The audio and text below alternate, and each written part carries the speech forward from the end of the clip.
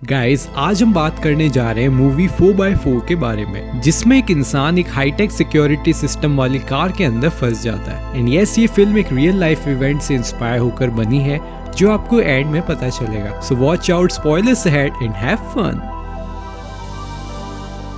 Film की शुरुआत में हमें एक कॉलोनी दिखाया जाता है, जहाँ हर तरफ सीसीटीवी और दीवारों पर टूटे हुए ग्लास लगे हुए होते हैं। ऐसा देखकर लगता है कि उस कॉलोनी में चोरी बहुत ज्यादा होती होगी, इसीलिए इतना सिक्योरिटी टाइट है। थोड़ी देर बाद एक आदमी एसयूवी 4x4 कार के पास आता है। उस आदमी का नाम चीरो होता है, जो कि वहाँ पर चोरी करने आता है। चीरो एक बॉल की मदद से कार को ओपन कर लेता है और कार का स्टीरियो सिस्टम निकाल लेता है। देन चीरो स्टीरियो सिस्टम निकालने के बाद कार में उल्टी सीधी हरकत करता है, जैसे कि वो कार की बैक सीट पर पी कर देता है। देन वो वहाँ से जाने लगता है। वो बाहर निकलने के लिए कार का गेट ओपन करने लगता है, लेकिन कार का गेट ओपन नहीं होता है। दरअसल वो कार फुल सिक्योरिटी प्रूफ थी। अब चीरो की मुसीबत यहाँ से शुरू होने लगती है। वो आगे और पीछे सब गेट को ओपन करता है, लेकिन चीरो को बाहर निकलने का कोई रास्ता नहीं मिलता है। एंड जिस बैक सीट पर चीरो ने पी किया था, वहीं पर चीरो को अपना हाथ भी रखना पड़ता है कार का गेट ओपन करने के लिए। देन चीरो एक आयरन के रॉड से कार के शीशे को भी तोड़ने की कोशिश करता है, लेकिन कार में बुलेट प्रूफ ग्लास लगा हुआ होता है, जिसकी वजह से चीरो को कोई भी फायदा नहीं होता है। फिर वो दरवाजे के लॉक को भी तोड़ने की कोशिश करता है, लेकिन चीरो खुद ही जख्मी हो जाता है। चीरो फिर अपनी वाइफ को भी कॉल करता है, लेकिन आप सबको पता होगा कि हमारे फोन की बैटरी भी इस समय डेड होती है, और उसी तरह उसकी फोन की बैटरी भी डेड हो जाती है।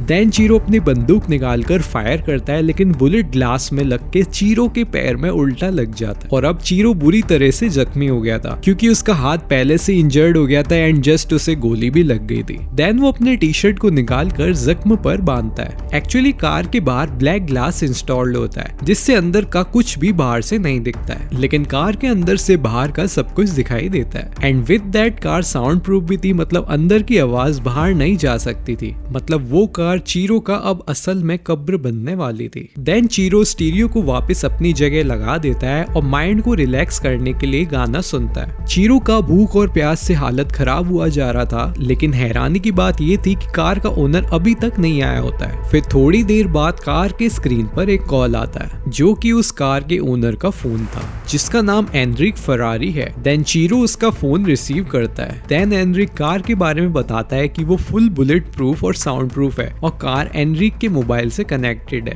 जो कि एनरिक अपने घर से बैठकर ही कंट्रोल कर रहा है। चीरो गुस्से में एनरिक को गाली देता है और कहता है, मुझे यहाँ से अभी बाहर निकालो। फिर एनरिक बताता है कि उसे टोटल 28 बार लूटा जा चुका होता है, और चीरो को मिलाकर अब वो 29वां हो गया है। एंड एनरिक चीरो से सवाल पूछता है कि अगर तुम अपने बच्चे को चोरी करते हुए पकड़ोगे तो क्या करोगे। तो चीरो जवाब देता है कि मैं उसे पुलिस के हवाले कर दूंगा। एनरिक जवाब देता है कि उसे पुलिस, जज, लॉयर कोई भी ठीक नहीं कर सकता सिवाय तुम्हारे। मतलब आप समझ गए होंगे कि एनरिक का पुलिस पर से भरोसा उठ गया है। फिर एनरिक फोन कट कर देता है और कार का एसी फुल स्पीड पर चला देता है, जिससे चीरो ठंड से कांपने लगता है। फिर थोड़ी देर बाद एनरिक का कॉल आता है और वो उसे पानी की जगह बताता है, जो कार धोने वाला पानी होता है, जो कि बाद में चीरो को नुकसान पहुंचाएगा। लेकिन चीरो के पास कोई ऑप्शन नहीं था। चीरो प्यासा होने की वजह से वो पानी पी लेता है। देन थोड़ी देर बाद एक पुलिस की गाड़ी उसकी एसयूवी के पास आकर खड़ी हो जाती है, जिससे चीरो को जिंदा रहने की उम्मीद दिखाई देती है। पुलिस ऑफिसर वो कार को देखता है और एक चालान की स्लिप कार पर रख देता है। गाड़ी के ब्लैक ग्लास की वजह से उसे अंदर कोई नहीं दिखता है, और अंदर से चीरो बहुत ही तेज आवाज लगा रहा होता है, लेकिन साउंड प्रूफिंग की वजह से उस पुलिस ऑफिसर का कोई भी रिस्पॉन्स नहीं आता है। फिर कुछ ही देर बाद बारिश शुरू हो जाती है। अजीब बात ये थी कि अंदर से चीरो प्यास से तड़प रहा था और बाहर बारिश हो रही थी। रात से सुबह हो गया और चीरो का भूख से हाल बेहाल हो रहा था। देन चीरो फिर से दरवाजा तोड़ने की नाकाम कोशिश करता है। देन एनरिक का वापस से कॉल आता है और वो चीरो को अपनी बेटी के संग हुई ट्रेजेडी के बारे में सुनाने लगता है। देन चीरो को कार के अंदर एक बुकलेट मिलता है, जिसे वो पढ़ता है, लेकिन कोई भी फायदा नहीं होता है, और वो भूख से तड़पने की वजह से उस बुक के पेज को ही फाड़ कर खाने लगता है। देन वो जैसे तैसे कागज खाता है, और कागज खाने पर उसे प्यास भी लगती है। एंड एज यू नो, उसके पास पानी का कोई भी स्रोत नहीं होता है। एंड आप लोग समझ गए होंगे कि उसने क्या पिया होगा। Guess what?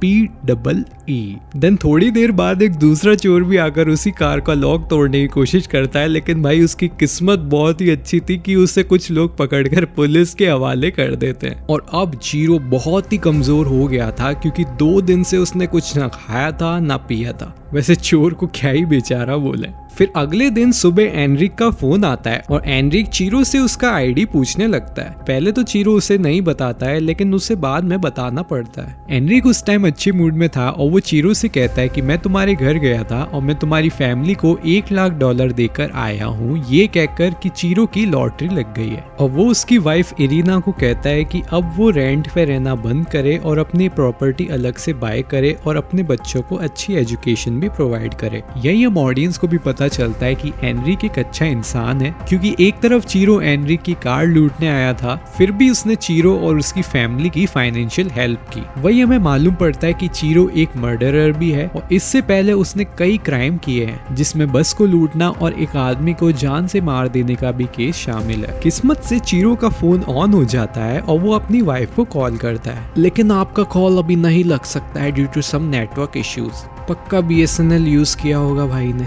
वहीं अगले सीन में हम देखते हैं कि चीरो अपना दिमाग लगाकर कार को फाइनली ऑन कर लेता है, लेकिन कार का गियर रिवर्स गियर में ही लॉक हो जाता है। फिर भी वो कार को बैक गियर में रिवर्स करता है, लेकिन कार एक दीवार में जाकर टकरा जाती है, जिससे चीरो कार का शीशा तोड़कर फाइनली कार के बाहर निकल जाता है और सबसे पहले एक रेस्टोरेंट में जाकर बर्गर खाता है और पानी पीता है। देन जब चीरो को पेमेंट करने के लिए कहा जाता है तो वो रेस्टोरेंट के एम्प्लॉयज को ही गोली मार देता है। लेकिन ये सब चीरो का ही एक सपना होता है। मतलब आप समझ गए होंगे कि चीरो को सपना भी मर्डर करने का ही आता है। कुछ देर बाद एनरिक फिर से कॉल करता है, लेकिन इस बार चीरो से मिलने एनरिक कार के सामने खड़ा होता है। देन एनरिक जैसे ही कार का गेट ओपन करता है तो अंदर से बहुत ही गंदी स्मेल आ रही होती है। फिर एनरिक कार में परफ्यूम स्प्रे करता है और चीरो से बात करने लगता है। देन वो चीरो से गन लेकर कार के डैशबोर्ड के सामने रख देता है और वो उसे सिगरेट जलाकर देता है। देन एनरिक के पास उसके फोन पर एक कॉल आता है जो कि उसके पेशेंट का होता है।